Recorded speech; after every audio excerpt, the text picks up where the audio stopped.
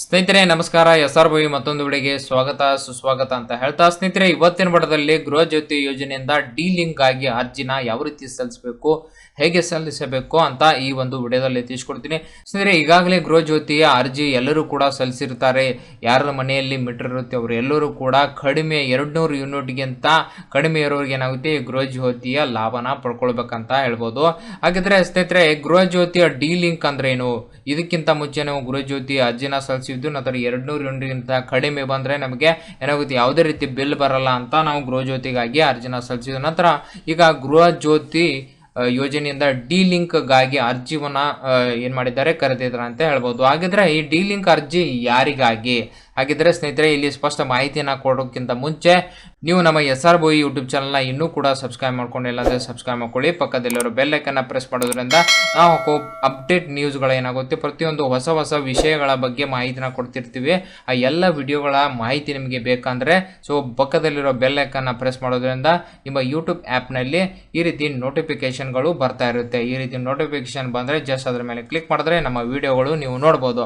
ಅದೇ ರೀತಿ ಈ ವಿಡಿಯೋ ಡಿಸ್ಕ್ರಿಪ್ಷನ್ ಕೆಳಗಡೆ ಏನಾಗಿರುತ್ತೆ ವಾಟ್ಸ್ಆಪ್ ಗ್ರೂಪ್ ಕೂಡ ಇರುತ್ತೆ. ಅಲ್ಲಿಗೂ ಕೂಡ ನೀವು ಜಾಯ್ನ್ ಆಗೋ ಮೂಲಕ ಏನಾಗುತ್ತೆ ಪ್ರತಿಯೊಂದು ವಿಡಿಯೋ ಅಲ್ಲಿಯೂ ಕೂಡ ನಾವು ಶೇರ್ ಮಾಡಿರ್ತೀವಿ, ಅದನ್ನು ಕೂಡ ನೀವು ನೋಡ್ಕೊಳ್ಬಹುದು. ಓಕೆ, ಹಾಗಿದ್ರೆ ಸ್ನೇಹಿತರೆ ಈ ಒಂದು ಗೃಹ ಜ್ಯೋತಿ ಡಿ ಲಿಂಕ್ ಬಗ್ಗೆ ಮಾಹಿತಿನ ತಿಳಿಸ್ಕೊಡ್ತೀನಿ ಬನ್ನಿ. ಸ್ನೇಹಿತರೆ ಮೊದಲಾಗಿ ಈ ರೀತಿ ವೆಬ್ಸೈಟ್ ಓಪನ್ ಆಗುತ್ತೆ. ಗೃಹ ಜ್ಯೋತಿ ಯೋಜನೆಯಿಂದ ಡಿ ಲಿಂಕ್ ಆಗಿ ಅರ್ಜಿ ಅಂತ ಬರುತ್ತೆ.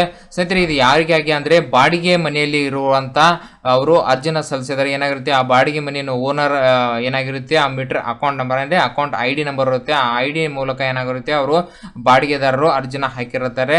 ಆ ಆಧಾರ್ ಕಾರ್ಡ್ಗೆ ಏನಾಗಿರುತ್ತೆ ಆ ಮೀಟರ್ಗೆ ಲಿಂಕ್ ಆಗಿರುತ್ತೆ. 10 ತಿಂಗಳಾಗಿರ್ಬೋದು, 11 ತಿಂಗಳಾಗಿರ್ಬೋದು, 1 ವರ್ಷ ಆಗಿರ್ಬೋದು, ಕರಾರು ಪತ್ರ ಪ್ರಕಾರ ಆ ಬಾಡಿಗೆ ಮನೆಯಲ್ಲಿ ಇರ್ತಾರೆ. ನಂತರ ಏನಾಗುತ್ತೆ ಆ ಮನೆಯನ್ನು ಬಿಟ್ಟ ನಂತರ ಬೇರೆ ಒಂದು ಮನೆಗೆ ಹೋದಾಗ ಹಳೆ ಮನೆಯಲ್ಲಿರುವಂತ ಆ ಮೀಟರ್ಗೆ ಮತ್ತು ಅವರ ಆಧಾರ್ ಕಾರ್ಡ್ಗೆ ಲಿಂಕ್ ಇರುತ್ತೆ. ಅದನ್ನ ಏನ್ ಮಾಡಬೇಕಾಗುತ್ತೆ, ಡಿ ಲಿಂಕ್ ನ ಮಾಡಬೇಕಾಗುತ್ತೆ. ಯಾರು ಆ ಮನೆ ಬಿಟ್ಟು ಬೇರೆ ಒಂದು ಮನೆಗೆ ಹೋಗಿರುತ್ತೆ ಅಂತವ್ರು ಏನ್ ಮಾಡಬೇಕಾಗುತ್ತೆ, ಡಿ ಲಿಂಕ್ ಗೆ ಅರ್ಜಿನ ಸಲ್ಲಿಸಬೇಕಾಗುತ್ತೆ. ಅದು ಯಾವ ರೀತಿ ಸಲ್ಲಿಸಬೇಕಂತ ಈ ಒಂದು ವಿಡಿಯೋದಲ್ಲಿ ತಿಳಿಸ್ಕೊಡ್ತೀನಿ. ಸ್ನೇಹಿತರೆ ಮೊದಲಾಗಿ ಇಲ್ಲಿ ಆಧಾರ್ ಅಂತ ಬರುತ್ತೆ, ಇಲ್ಲಿ ಆಧಾರ್ ನಂಬರ್ನ ಹಾಕೊಳ್ಳಿ.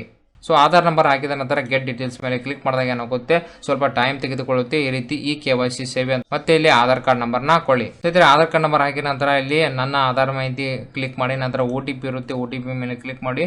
OTP ಪಡೆಯಿರಿ ಅಂತ ಇರುತ್ತೆ, ಜನರೇಟ್ OTP ಅಂತ ಇರುತ್ತೆ. ಜಸ್ಟ್ ಅದ್ರ ಮೇಲೆ ಕ್ಲಿಕ್ ಮಾಡಿದ್ರೆ ಏನಾಗುತ್ತೆ SMS ಮೂಲಕ ಏನಾಗುತ್ತೆ OTP ಬರುತ್ತೆ ನಿಮಗೆ. OTP ಬಂದ ನಂತರ ಆ OTP ನ ಇಲ್ಲಿ ಕೆಳಗಡೆ ಒಂದು ಬಾಕ್ಸ್ ಇರುತ್ತೆ, ಆ ಬಾಕ್ಸ್ ಒಳಗಡೆ ಏನ್ ಮಾಡ್ಕೊಳ್ಬೇಕಾಗುತ್ತೆ OTP ನ ಹಾಕೊಳ್ಬೇಕಾಗುತ್ತೆ. OTP ಹಾಕಿ ನಂತರ ಸಲ್ಲಿಸಿ ಸಬ್ಮಿಟ್ ಅಂತ ಇರುತ್ತೆ. ಜಸ್ಟ್ ಅದ್ರ ಮೇಲೆ ಕ್ಲಿಕ್ ಮಾಡ್ಕೊಳ್ಳಿ. ಜಸ್ಟ್ ಅದ್ರ ಮೇಲೆ ಕ್ಲಿಕ್ ಮಾಡ್ಕೊಂಡ್ರೆ ನಿಮ್ಮ ಡೇಟಾ ಪೇಚ್ ಆಗುತ್ತೆ. ಅಂದ್ರೆ ನಿಮ್ಮ ಆಧಾರ್ ಕಾರ್ಡ್ಗೆ ಯಾವ ಒಂದು ID ಅಂದ್ರೆ ಮೀಟರ್ ID ಇರುತ್ತಲ್ಲ, ವಿದ್ಯುತ್ ಬಿಲ್ಲಿನ ಅಕೌಂಟ್ ID ಏನಾಗುತ್ತೆ ನಿಮ್ಮ ಆಧಾರ್ ಕಾರ್ಡ್ಗೆ ಲಿಂಕ್ ಆಗಿರುತ್ತೆ. ಅದನ್ನ ಇಲ್ಲಿ ಚೆಕ್ ಮಾಡ್ಕೊಳ್ಬಹುದು. ನಂತರ ಇಲ್ಲಿ ನೋಡಬಹುದು ನಿಮ್ಮ ಆಧಾರ್ ಕಾರ್ಡ್ ಬಂತು, ನಿಮ್ಮ ಹೆಸರು ಬಂತು, ನಂತರ ಅವರ ಅಕೌಂಟ್ ID ಬಂತು. ಓಕೆ, ನೋಡಬಹುದು ಇಲ್ಲಿ ಸಂಪರ್ಕ ಸಂಖ್ಯೆ ಅಂದ್ರೆ ಕನೆಕ್ಷನ್ ID ಕೂಡ ಅಂತಾರೆ. ಮಾಲೀಕರ ಹೆಸರು ಕೂಡ ಬರ್ತಾ ಇದೆ. ಈ ಮಾಲೀಕರ ಕನೆಕ್ಷನ್ ID ಜೊತೆ ಏನಾಗಿದೆ ನಿಮ್ಮ ಆಧಾರ್ ಕಾರ್ಡ್ ಲಿಂಕ್ ಆಗಿರುತ್ತೆ. ಅದನ್ನ ಡಿ ಲಿಂಕ್ ಯಾವ ರೀತಿ ಮಾಡ್ಬೇಕಂತ ನಿಮಗೆ ತಿಳಿಸ್ಕೊಡ್ತೀನಿ. ನಂತರ ಗೃಹ ಜ್ಯೋತಿ ನೋಂದಾಯಿತ ಮೊಬೈಲ್ ನಂಬರ್ ಕೂಡ ಇಲ್ಲಿ ಬರುತ್ತೆ. ನಂತರ ಇದು ಎಲ್ಲವೂ ಮಾಹಿತಿ ಕರೆಕ್ಟ್ ಆಗಿದ್ರೆ ಎಸ್ ಆರ್ ನೋ ಅಂತ ಬರುತ್ತೆ. ಸರಿಯಾದ ಮಾಹಿತಿ ಇರಲಿಲ್ಲ ಅಂದ್ರೆ ನೋ ಅಂತ ಕ್ಲಿಕ್ ಮಾಡೋದು, ಸರಿಯಾಗಿದ್ರೆ ಎಸ್ ಅಂತ ಕ್ಲಿಕ್ ಮಾಡ್ಕೊಳ್ಳಿ. ಎಸ್ ಅಂತ ಕ್ಲಿಕ್ ಮಾಡಿದ ನಂತರ ಸ್ನೇಹಿತರೆ ಇಲ್ಲಿ ಡಿ ಲಿಂಕ್ ಕಾರಣ ಆಯ್ಕೆ ಮಾಡಿ ಅಂತ ಇರುತ್ತೆ. ಇಲ್ಲಿ ಫಸ್ಟ್ ಆಪ್ಷನ್ ನೀವು ಚೂಸ್ ಮಾಡ್ಕೊಳ್ಬೇಕಾಗುತ್ತೆ. ಶಿಫ್ಟಿಂಗ್ ಆಫ್ ಹೌಸ್ ಪ್ರಿಮಿಸಸ್ ಅಂತ ಇರುತ್ತೆ. ಇದನ್ನ ಕ್ಲಿಕ್ ಮಾಡ್ಕೊಳ್ಳಿ. ನಂತರ ಇಲ್ಲಿ ಚೆಕ್ ಬಾಕ್ಸ್ ಮೇಲೆ ಕ್ಲಿಕ್ ಮಾಡಿ ಸಬ್ಮಿಟ್ ಮೇಲೆ ಕ್ಲಿಕ್ ಮಾಡಿದ್ರೆ ಏನಾಗುತ್ತೆ ನಿಮಗೆ ಡಿ ಲಿಂಕ್ ಆಗುತ್ತೆ, ಸಕ್ಸಸ್ಫುಲ್ ಆಗಿ ಡಿ ಲಿಂಕ್ ಆಗುತ್ತೆ. ಆ ಒಂದು ಅಕೌಂಟ್ ಮಾಲೀಕರ ಅಕೌಂಟ್ ಕನೆಕ್ಷನ್ ID ಇರುತ್ತಲ್ಲ, ಆ ಕನೆಕ್ಷನ್ಗೆ ನಿಮ್ಮ ಆಧಾರ್ ಕಾರ್ಡ್ ಲಿಂಕ್ ಇದ್ರೆ ಅದೇನಾಗುತ್ತೆ ಡಿ ಲಿಂಕ್ ಆಗುತ್ತೆ. ಸ್ನೇಹಿತರೆ ಕೊನೆಯದಾಗಿ ನೀವು ಸಬ್ಮಿಟ್ ಮಾಡಿದ ನಂತರ ಈ ರೀತಿ ಅಕ್ನಾಲಜ್ಮೆಂಟ್ ಬರುತ್ತೆ. ಅಕ್ನಾಲಜ್ಮೆಂಟ್ ನ ಯಾರು ಅಪ್ಲಿಕೇಶನ್ ಹಾಕ್ಲಿಕ್ಕೆ ಬರ್ತಾರ ಅಂತವರಿಗೆ ಅದು ಅಕ್ನಾಲಜ್ಮೆಂಟ್ ನ ಕೊಡಬಹುದು. ಈ ರೀತಿ ನಿಮ್ಮ ಗೃಹ ಜ್ಯೋತಿ ಡಿ ಲಿಂಕ್ ಆಗಿ ಅರ್ಜಿ ಯಾವ ರೀತಿ ಸಲ್ಲಿಸಬೇಕು, ಹೇಗೆ ಸಲ್ಲಿಸಬೇಕು, ಯಾರು ಸಲ್ಲಿಸಬೇಕು, ಅಲ್ಲಿ ಅರ್ಜಿ ಸಲ್ಲಿಸುವಾಗ ಬರುವಂತ ಸಮಸ್ಯೆಗಳನ್ನ ಯಾವ ರೀತಿ ನೀವು ಎದುರಿಸಬೇಕಂತ ಪ್ರತಿಯೊಂದು ಮಾಹಿತಿನ ತಿಳಿಸ್ಕೊಟ್ಟಿದ್ದೀನಿ.